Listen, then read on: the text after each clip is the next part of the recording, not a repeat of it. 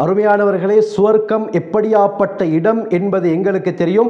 சுவர்க்கத்தை பற்றி கேள்விப்பட்டவர்கள் நிச்சயமாக அந்த சுவர்க்கத்திலே நுழைய வேண்டும் என்று தான் நினைப்பார்கள். ஏன்? அல்லாஹுடைய அனைத்து அருட்கொடைகளும் நிரம்பி வழியக்கூடிய இடம்தான் அந்த சுவர்க்கம்.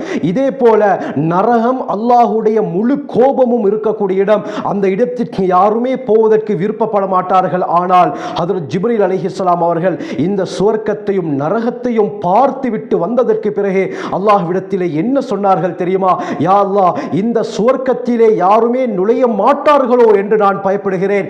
நரகத்தை பற்றி சொன்னார்கள். யா அல்லாஹ், அனைவரும் இந்த நரகத்துக்குள்ளால் நுழைந்து விடுவார்களோ என்று நான் பயப்படுகிறேன் என்று அல்லாஹ்விடத்திலே சொன்னார்கள். அதற்கு என்ன காரணம்? தெளிவாக இந்த பதிவிலே நாங்கள் பார்ப்போம்.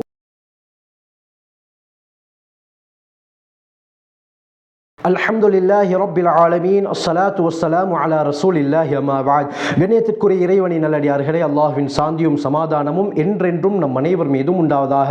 அல்லாஹ் சுப்ஹானஹு வ தஆலா இந்த உலக வாழ்க்கையை தற்காலிகமாக நமக்கு தந்திருக்கிறான். நாம் இந்த உலகத்திலே வாழ வந்தவர்கள் கிடையாது, மகத்தான ஒரு வாழ்க்கையை தயார் செய்ய வந்தவர்கள். இந்த உலகத்திலே நாங்கள் எப்படி வாழ்கிறோமோ அதற்குரிய முடிவு தான் மறுமையுடைய நாளிலே கிடைக்கும். அல்லாஹ் சொன்ன பிரகாரம் நபி அவர்கள் காட்டிய வழிமுறைப்படி யார் உலகத்திலே தன்னுடைய வாழ்க்கையை அமைத்துக் கொள்கிறாரோ அவர் போகக்கூடிய இடம் சுவர்க்கமாக மாறிவிடும். அல்லாஹ் நம் அனைவருக்கும் இந்த பாக்கியத்தை நசீபாக்குவானாக. இதே போல மறுமுனையில் அல்லாஹ் சொல்லாமல் நபி அவர்கள் காட்டாமல் மனோ இச்சையும் ஷைத்தான் காட்டிய வழியையும் யார் பின்பற்றி உலகத்திலே அல்லாஹுக்கு மாற்றமான முறையிலே பாவங்கள் செய்து வாழ்கிறாரோ இவர் போகக்கூடிய இடம் பயங்கரம், அது நரகம். அல்லாஹ் நம் அனைவரையும் இந்த நரகத்தை விட்டு பாதுகாப்பானாக. ஆகவே இந்த உலகம் தற்காலிகமானது. இந்த உலகத்திலே பிறந்த ஒவ்வொரு மனிதரும் ஒரு நாள் இந்த உலகத்தை விட்டு பிரியத்தான் இருக்கிறார்கள். மரணம் அவர்களை சந்திக்கத்தான் இருக்கிறது. உலகத்தில் எப்படி நாங்கள் வாழ்க்கையை அமைத்துக் கொண்டோமோ அதே போலத்தான் கபரிலும் நடக்கப்படும். நாளை மறுமையுடைய நாளிலும் அல்லாஹ் நம்முடன் நடந்து கொள்வார். இதனுடைய முடிவு என்ன? ஒன்று சுவர்க்கமாக இருக்கும் அல்லது நரகமாக இருக்கும். சுவர்க்கம் அல்லாஹுடைய அனைத்து அருட்கொடைகளும் நிரம்பிய இடம். நம்முடைய கற்பனையில் கூட படாத இடம் தான் இந்த சுவர்க்கம். சுவர்க்கத்தை பற்றி பல பதிவுகளில் நான் பேசியிருக்கிறேன். அதனுடைய ஃபுல் பிளேலிஸ்ட் கீழே டிஸ்கிரிப்ஷன் பாக்ஸில் தருகிறேன், செக் பண்ணி பார்த்துக் கொள்ளுங்கள். புகாரியுடைய ரிவாயத் வருகிறது. ஸல்லல்லாஹு அலைஹி வஸல்லம் சொன்னார்கள், அல்லாஹ் கூறுகிறான், அஅதத்து லிஇபாதிய ஸாலிஹீன், என்னுடைய சாலிஹான அடியார்களுக்காக வேண்டி நான் தயார் செய்து வைத்திருக்கிறேன். மாலா ஐனுன் ரஅத், எந்த கண்ணும் கண்டிராத, வலா உதுனுன் சமிஅத், எந்த காதும் கேட்டிராத, வலா ஹதர அலா கல்பி பஷர், எந்த மனிதர்களுடைய உள்ளத்திலும் கற்பனையில் கூட எழுந்திராத அந்த சுவர்க்கத்தை நான் என்னுடைய சாலிஹான நல்லடியார்களுக்காக வேண்டி நான் தயார் செய்து வைத்திருக்கிறேன் என்று அல்லாஹ் கூறுகிறான். ஆகவே அல்லாஹுடைய அனைத்து அருட்கொடைகளும் நிரம்பி வழியக்கூடிய இடம் அந்த சுவர்க்கம் தான். உலகத்திலே பிறந்த ஒவ்வொருவரும் அந்த சுவர்க்கத்தை ஆசைப்படுவார்கள். ஏன்? அல்லாஹ் குர்ஆனிலே தெளிவாக கூறுகிறான், வலக்கும் ஃபீஹா மா தஷ்தஹீஹில் அன்ஃபுஸ், உங்களுடைய உள்ளங்கள் எதையெல்லாம் விரும்புகிறதோ எல்லாமே அந்த சுவர்க்கத்திலே இருக்கின்றன என்று அல்லாஹ் கூறுகிறான். இதே போல மறுமுனையில் நரகத்தை எடுத்துக்கொண்டால் அல்லாஹுடைய கோபம் நிறைந்த இடம், அல்லாஹுடைய தண்டனை நிரம்பிய இடம் தான் இந்த நரகம். இந்த நரகத்தை பற்றியும் நான் பேசியிருக்கிறேன். அதனுடைய லிங்கையும் நான் கீழே டிஸ்கிரிப்ஷன் பாக்ஸில் தருகிறேன், செக் பண்ணி பார்த்துக் கொள்ளுங்கள். பயங்கரமான இடம். யாருமே இந்த நரகத்திலே நுழைவதற்கு விரும்ப மாட்டார்கள். ஏன்? அங்கே நுழைந்தால் அதற்கு பிறகு மரணம் என்பது கிடையாது. ஒவ்வொரு நாளும் தண்டனைகள், சோதனைகள், வேதனைகள் அதிகரித்து கொண்டே தான் செல்லும். அவர்கள் கத்துவார்கள், கதறுவார்கள், உதவிக்கு யாருமே வரமாட்டார்கள். பயங்கரமான இடம் தான் அந்த நரகம். அருமையானவர்களே, ஆகவே இந்த சுவர்க்கம் நரகம் தான் ஒரு மனிதனுடைய முடிவு. நல்ல முறையிலே வாழ்ந்தால் சுவர்க்கம், கெட்ட முறையிலே வாழ்ந்தால் நரகம். அல்லாஹ் நம் அனைவரையும் இந்த நரகத்தை விட்டு பாதுகாத்து உயர்தரமான ஜன்னத்துல் ஃபிர்தௌஸுக்கு சொந்தக்காரர்களாக ஆக்குவானாக.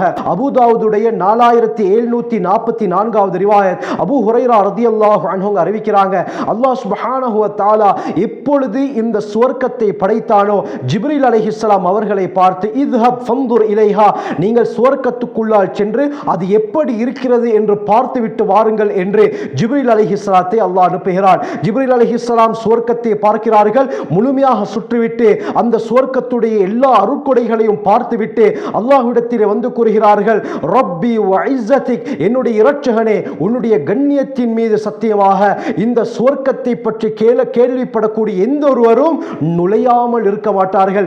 எல்லோருமே இந்த சுவர்க்கத்திற்குள்ளால் நுழைவதற்கு ஆசைப்படுவார்கள் என்று ஜிப்ரீல் அலைஹிஸ்ஸலாம் வஸலாம் சொன்னார்கள், அதற்கு பிறகு சும்ம ஹஃபஹா பில் மகாரிஹ், அதற்கு பிறகு அல்லாஹ் சுப்ஹானஹு வ தஆலா இந்த சுவர்க்கத்தை சிரமங்கள் கஷ்டங்களை கொண்டு மூடினான். அதற்கு பிறகு ஜிப்ரீலே இத்ஹப் ஃபன்துர் இலைஹா, இப்பொழுது சுவர்க்கத்துக்குள்ளால் சென்று அந்த சுவர்க்கம் எப்படி என்று பார்த்துவிட்டு வாருங்கள் என்று அனுப்ப ஜிப்ரீல் அலைஹிஸ்ஸலாம் உள்ளே போகிறார்கள். எல்லா விடயத்தையும் பார்த்துவிட்டு வந்து கூறுகிறார்கள், ஐ ரப்பி வ இஸ்ஸதிக், என்னுடைய இரட்சகனே உன் மீது சத்தியமாக, உன்னுடைய கண்ணியத்தின் மீது சத்தியமாக, லக்கத் ஹஷீது அல்லா யத்குலஹா அஹதுன், இந்த சுவர்க்கத்துக்குள்ளால் யாருமே நுழைய மாட்டார்களோ என்று நான் பயப்படுகிறேன் என்று ஜிப்ரீல் அலைஹிஸ்ஸலாம் சொன்னார்கள். அதற்கு பிறகு அல்லாஹ் சுப்ஹானஹு வ தஆலா நரகத்தை படைக்கிறான். நரகத்தை படைத்ததற்கு பிறகு ஜிப்ரீல் அலைஹிஸ்ஸலாம் அவர்களை பார்த்து இத்ஹப் ஃபன்துர் இலைஹா, ஜிப்ரீலே நான் நரகத்தை படைத்திருக்கிறேன், அங்கே சென்று அது எப்படி இருக்கிறது என்று பார்த்துவிட்டு வாருங்கள் என்று அனுப்புகிறான். ஜிப்ரீல் அலைஹிஸ்ஸலாம் நரகத்தை முழுமையாக பார்த்துவிட்டு வந்து சொன்னார்கள், ஐ ரப்பி வ இஸ்ஸதிக், என்னுடைய இரட்சகனே உன்னுடைய கண்ணியத்தின் மீது சத்தியமாக இந்த நரகத்தை பற்றி கேள்விப்படக்கூடிய எந்த ஒருவரும் உள்ளே நுழைவதற்கு விரும்ப மாட்டார்கள். ஏன்? அந்த அளவுக்கு பயங்கரமான இடம் நரகம் என்று ஹஜ்ரத் ஜிப்ரீல் அலைஹிஸ்ஸலாம் அல்லாஹ்விடத்திலே சொன்னார்கள். அதற்கு பிறகு அல்லாஹ் சுப்ஹானஹு வ தஆலா சும்ம ஹஃபஹா பிஷ்ஷஹவாத், பிறகு அல்லாஹ் சுப்ஹானஹு வ தஆலா அந்த நரகத்தை மனோ இச்சையை கொண்டு மூடினான். இப்பொழுது ஜிப்ரீல் இத்ஹப் ஃபன்துர் இலைஹா, இப்பொழுது நீங்கள் நரகத்தை கொஞ்சம் பார்த்துவிட்டு வாருங்கள் என்று அல்லாஹ் அனுப்பினார். ஜிப்ரீல் அலைஹிஸ்ஸலாம் நரகத்தை பார்த்துவிட்டு வந்து கூறினார்கள், ஐ ரப்பி வ இஸ்ஸதிக், என்னுடைய இரட்சகனே உன்னுடைய கண்ணியத்தின் மீது சத்தியமாக, லக்கத் ஹஷீது அல்லா யப்கா அஹதுன் இல்லா தஹலஹா, இந்த நரகத்திற்குள்ளால் எந்த ஒருவரும் செல்லாமல் மிஞ்ச மாட்டார்களோ என்று நான் பயப்படுகிறேன் என்று கூறினார்கள். அப்படி என்றால் எல்லோருமே இந்த நரகத்துக்குள்ளால் சென்று விடுவார்களோ என்று நான் பயப்படுகிறேன் என்று ஜிப்ரீல் அலைஹிஸ்ஸலாம் அவர்கள் அல்லாஹ்விடத்திலே சொன்னார்கள். ஆகவே சுவர்க்கத்திற்கு நுழைவதென்றால் லேசான ஒரு காரியம் கிடையாது. உலகத்திலே ஒரு ஸ்டேஜை அடைவதற்கு எந்த அளவுக்கு கஷ்டப்படுகிறார்கள், இரவு பகல் என்று பார்க்காமல் எந்த அளவுக்கு உழைக்கிறார்கள். பல வருடங்களுக்கு பிறகு அதனுடைய பெனிஃபிட்ஸை அவர்கள் பார்க்கிறார்கள். அதற்கு பிறகு தான் அவர்கள் லைஃப்ல செட்டில் ஆகிறார்கள். இதே போல தான் அருமையானவர்களே, சுவர்க்கத்திற்கு லேசாக செல்ல முடியாது. பல அமல்களை, பல தியாகங்களை நாங்கள் செய்ய வேண்டும். அல்லாஹ் தடுத்த பாவங்களிலிருந்து எங்களை நாங்கள் தவிர்த்து கொள்ள வேண்டும். அல்லாஹ் செய்ய சொன்ன விடயத்தை நாங்கள் அதிகமாக செய்ய வேண்டும். இப்படி இருந்தால்தான் எம்மால் அந்த சொர்க்கத்தை அடைய முடியும். லேசாக அடைய முடியாது. நரகமும் அப்படித்தான். நரகத்துக்கு செல்ல வேண்டும் என்று சொன்னால் பாவங்களை செய்தால் போதும், ஒட்டோவாக எங்களால் நரகத்துக்கு செல்ல முடியும். அல்லாஹ் நம் அனைவரையும் பாதுகாக்க வேண்டும். உலகத்திலே நன்மைகள் செய்வதை அல்லாஹ் கஷ்டமாக ஆக்கியிருக்கிறான், பாவங்கள் செய்வதை அல்லாஹ் லேசாக ஆக்கியிருக்கிறான்.